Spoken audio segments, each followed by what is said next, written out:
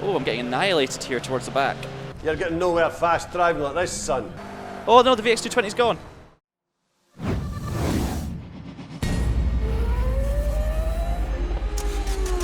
Hello everybody and welcome back to the Traxion channel and the fourth episode of my TOCA Race Driver 3 World Tour playthrough. In this series I'm basically trying to play through every single tier of the World Tour mode and get to the very top. I don't know what happens when you get to the top because I've never made it. I was never good enough as a kid. Am I good enough today? Let's find out. You got a face like a bulldog chewing a wasp. I'm gonna bend your ear. Don't let me down this time, son. So in the last episode we took on Formula Palmer Audi. I had a really good run in that series actually. I really enjoyed it, the racing was good, the car actually felt like it handled well for once, which isn't always the case with this game.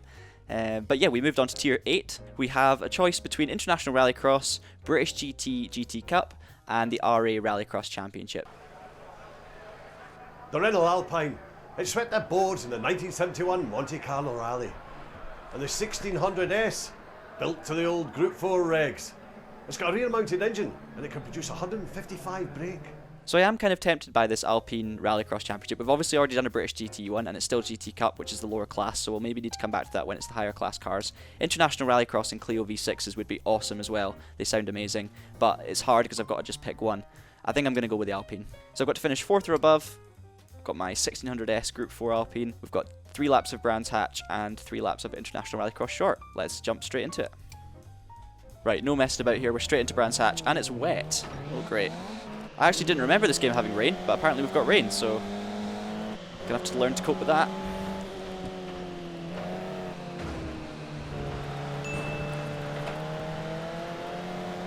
Can you cut this grass as much as you want? Pretty much, yeah. Oh, hello. He was quick, wasn't he?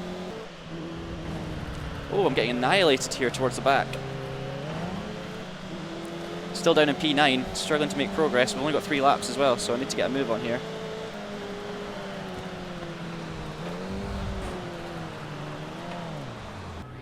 I spun the car, so I'm going to have to restart because there's no point soldiering on. Okay, we're up to P9, which is not very far up the field, because there's only 10 cars in the field. Horribly bold move down the inside of the hairpin. Ah, that's rude. To be fair, I kind of turned in across him. There's no grip in the wet either, so you've, like here, even in a straight line, I'm sliding all over the place. Get back on the road. Down to last place. Okay, see if we can make progress. Try not to end up facing the wrong way this time. Oh, there's just no grip on this bit. Same place again. This is really challenging, this. Better. Oh no, I tried to cut underneath the banana car and it didn't work out. I kind of cut across the front of the green one. This is kind of, I feel like this race I've just not got very good pace. I don't know if it'll be different in the next track if it's dry, but for me I kind of feel like it's damage limitation really. Excuse me. I just kind of need to survive this race and try and see if I can get near the top 6 and get some points. Tires are running at a perfect temperature. Keep it up. Okay. I can definitely sense the possibility of P5. That's going to have to be our best target, and then I hope that the second race is a bit better pace-wise. So we're trying to defend P6 here.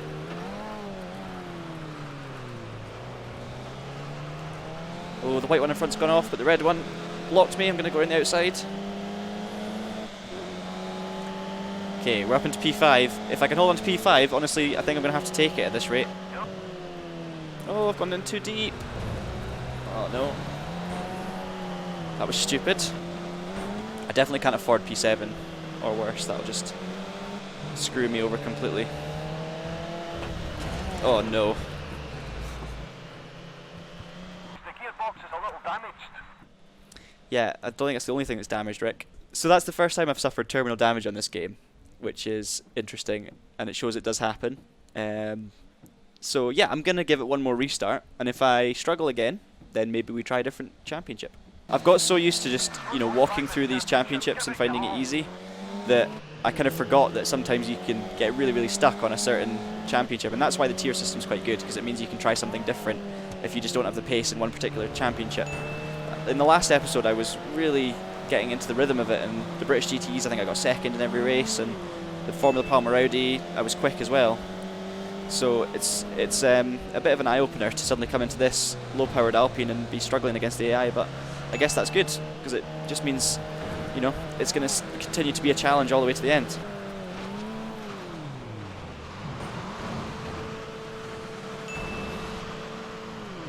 So I've spun into the last corner, got damage. Guys, I think I'm going to try a different championship in this tier and just see if we get on a bit better with it, because I'm really struggling with that. I feel like I definitely could have had a top 5 finish if I'd have got everything right, but pace-wise in the wet, just really, really struggling. So, instead of that, let's try International Rallycross in the Clios. I do love the Clio V6. It's such an iconic car, especially most iconic version of the Clio. The Clio V6. Its lightweight design, powerful engine, and balanced handling make it a real treat to drive. So it's the same tracks. We've got Brands Hatch Rallycross and then the International Rallycross Short. I think V6 Clio's 4-wheel drive, so should be pretty different to the Alpine. Rick's just thinking about money as usual. No grip over the grass, just got to be careful. There we go. I actually remember from when I played this when I was younger, I think the Rallycross tiers, or the Rallycross discipline specifically in the World Tour mode, was actually pretty tricky. The AI tend to be really quick. It's different when it's like the Baja stuff, but the actual Rallycross stuff, and maybe it's just a Brands Hatch Rallycross thing. Well, I guess we'll see if we make it to the second race, but it's specifically difficult. Oh, we've been hit up the inside. And again. Oh, come on. That was so rude. Thank you. Right, we're last place again. We've got a lot of bodywork damage. I don't even know if I caught them on that last lap. I felt like it was a pretty good lap. I drove quite well, nice and neat. We'll have to wait and see. That's my first time finishing last, though. I think Rick's going to be slightly annoyed. You're getting nowhere fast driving like this, son. You need to get out there and do the business. I'm trying. See, we end up coming last place, about 11 seconds off the lead. It's not great. What I'm going to do, though, is jump into the second race. Just to try and gauge... Oh god, look at the points. That's worrying. Yeah, I just want to try and gauge whether it's a car-specific thing, a track-specific thing, or if it's just because we're going up the tiers so it's getting harder. This time we've got rain on International Rallycross Short, so...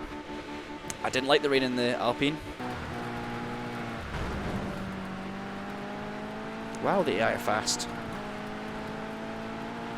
I'm pushing so hard to try and keep up with these guys, and I'm in last place. So I'm not as if I've been able to hold any of them up. But yeah, I've not made any big mistakes either. And if I push a bit harder in overdrive, then I'll go slower. So it's just tricky. Right, can we give us a slither of motivation and hope here? Can we get past Martin? That's a really polite, clean move by my... I'm so sorry. I am so sorry, Martin. Okay, so I'm very confident now. It is definitely not anything to do with the Brands Hatch track. It's just that the AI on this Rallycross type of racing, that was such a big corner cut. I'm going to get away with it. It's just the Rallycross racing by the looks of it. The AI are really, really competitive. The winner's going to be sending you a bunch of flowers and a big thank you note for letting him off the hook there. Let's have another try. He's not happy, is he? So Mark Breck had the fastest lap, the 1 minute dead. I think my fastest lap was also 1 minute dead. Although I did, kill Martin in the process. Unfortunately, you're unable to complete the objective. Please pick a track within the championship you would like to restart from. Oh, that's a cool feature. I didn't know that was a feature. So you don't need to restart from the very beginning if you get it wrong in the last race. That is good to know. I've done so much of the circuit racing, I kind of want to just try one more time in the Alpine first. And then, because I want to succeed. I don't want to just fail and then resort to type. So let's give it one more go in the RA Rallycross Championship. And then if I fail, then I have to accept defeat and try the British GT Cup. I'm hoping to use my experience in the Clio to improve my driving in the Alpine. And there's always someone sending it in the inside into that corner. I can never take my line. That's better. That's better. Okay, P6, come on.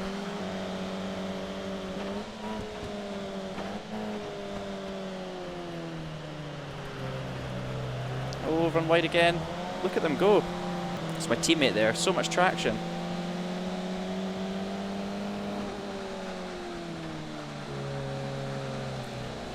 Now, someone's going to send it down the inside here. Oh yes, beautiful undercut. Back to P6. I think P6 is like the lowest point scoring position as well. Oh no! Misjudged. Oh no! Well, all I can hope for now is P6. I tried to kind of send one and hope that I could kind of block them in the exit. Very rude, but I paid the price for it, so that did not go well. I don't think I'm going to catch portals, and it's going to be 0 points, P7. Oh, and just to top it off, I've spun in the same corner as I spun multiple times first time round. There's just no grip. Don't seem to be very quick in the rain. Let's see if I can do any better in the next one in the dry. Good drive. Now come on, we need to win this one. Rick just told me I did a good drive for P9. That's not very Rick-like. So as you can see, we needed P6 to get the points. So without that, there was no hope. This time we've got Rallycross short in the sun, so we'll see if wet weather's a big factor or not. Skating all the way in, but actually got it stopped. Sorry. This is going better.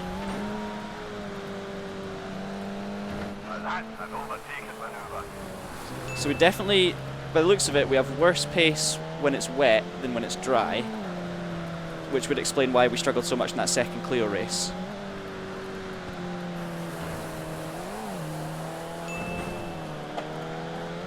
But I really need, because I scored no points in the first one, excuse me, that was rude. I really need to get like top 2 if I want to have any chance of qualifying, really.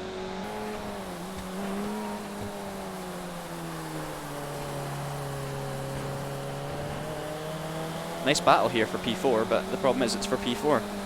It needs to be for P1. The gears are all wrong in this car. I should probably do some setup work if I want to give myself a better chance. The handling model in this game is so weird. It's just really...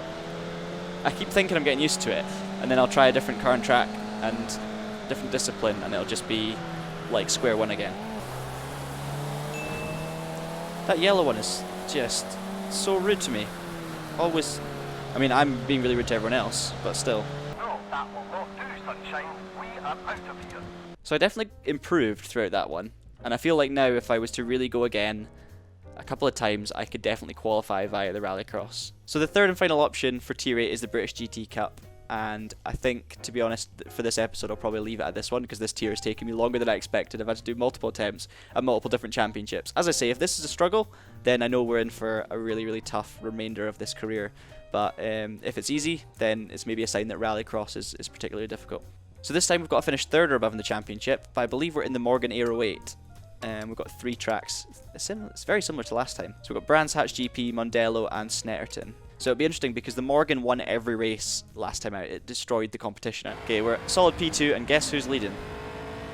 It's the bloody Morgan. I wonder if that's like an AI thing, in terms of like that particular one has just been designated to be the quickest, or whether that's a Morgan specific thing. Like, is the Morgan that much faster than the rest of them? My suspicions are that it's probably more the AI, and I don't think this car will be super quick compared to everything else in the class, but we'll see. Back on familiar territory with the tarmac version of Brands Hatch.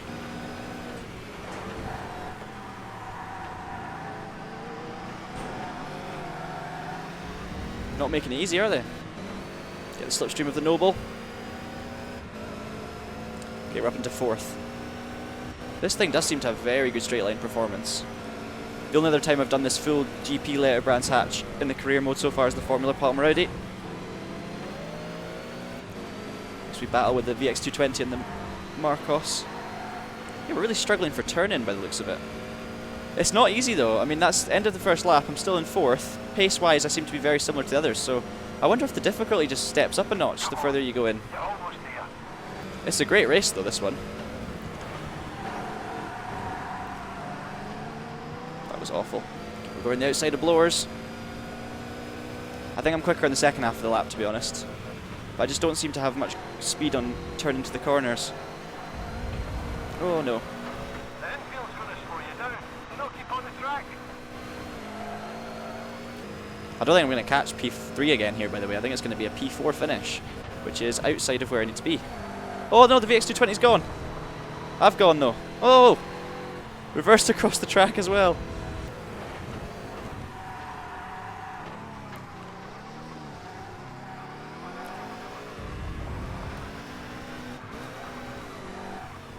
So I think I found out what might have been wrong. I'm missing a rear wing. I definitely had that at the start of the race, so that might have been losing me a little bit of pace. So we've got some work to do in the next few rounds to make up for it. Okay, second round is Mondello. At least I've got a little bit of an idea of which way Mondello goes now.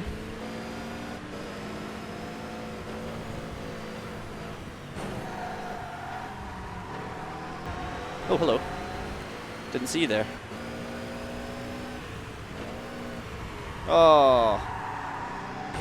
Understeer. Come on. That Corvette's had a few lumps out of his doors. Oh. It's just as soon as you put the power down, the back end goes walkabout. It's such a strange way you have to drive these things. Steering inputs are so random as well.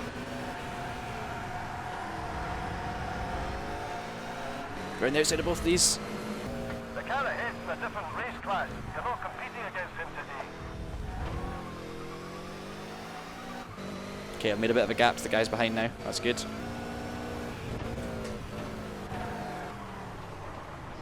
That infield will slow you down. Keep off it. To be honest, this Morgan, which I thought was going to be the best car in the class because of what happened last time, actually doesn't handle as nice as the Marcos. That was good timing. It's just, it seems to be, wow, it seems to be harder to get it turned in. Okay, it's going to be P2 in this one. And good points in the championship.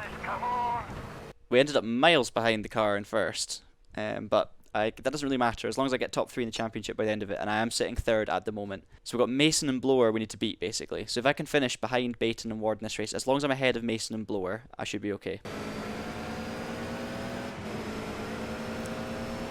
Nice move at the start. I think this is the right order. I think Mason and Blowers are those two behind me now, so I just need to beat those two, basically. Got a battle for the lead now between the Corvette and the Marcos. I'm going to join it as well with the straight line speed. Ooh. You just showed great overtaking there. Did I? I think it was questionable. Corvette hit the brakes around there. I think I can go quicker than that.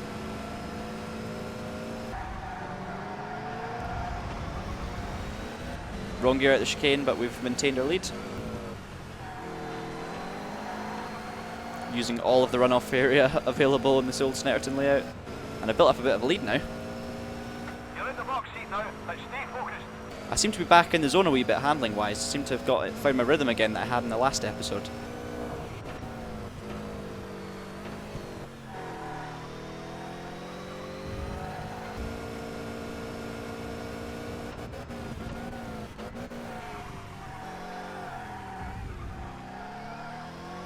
Coming out the final chicane, and it's been a dominant win, a complete surprise for the final race of this episode, but looks like we're going to take the win, and guaranteed safety. Nice performance. So that took way longer than it should have to get through Tier 8, but looks like we're going to manage it now, and I wonder if that'll give me a championship win. Second. So there we are then, Tier 9 unlocked. We've got Silver Arrows Grand Prix Series, Nissan Off-Road Challenge, and the Class B 4-wheel drive track challenge. All of these three are different to what I've done before, so I'm very much excited. I'm kind of tempted for the next one to try the Nissan Off-Road Challenge again, just see if I can find some sort of pace in the off-road stuff, because I think I'm going to need to by the end of this. We also haven't done any vintage, high-speed cars yet, so the Silver Arrows Grand Prix Series is exciting for that reason too. I guess I'll make my decision next time. So that's going to be it for today's episode. Hopefully you guys are continuing to enjoy the series like I am. That was probably my toughest challenge yet, I have to say. The first 3 episodes were fairly plain sailing other than the first rally episode, but after that it was fairly easy, and I thought I was just going to keep steaming through this. But it turns out it's going to be really tough, and I think there's going to be a few tiers where I'm going to be pushed to my limits of frustration, and yeah, I mean, the more I play this, the more I'm going to get better, but I think the challenges are going to increase as well. So yeah, it's not going to be easy at all to get to the top of this. Thank you so much as always for tuning in, and make sure you keep your eyes peeled on the Traxion channel for episode 5 being released. We've also got loads of other racing game content, whether it be retro stuff, new stuff, or anything in between, so go and check that out as well. In the meantime, keep it pinned and have a great day.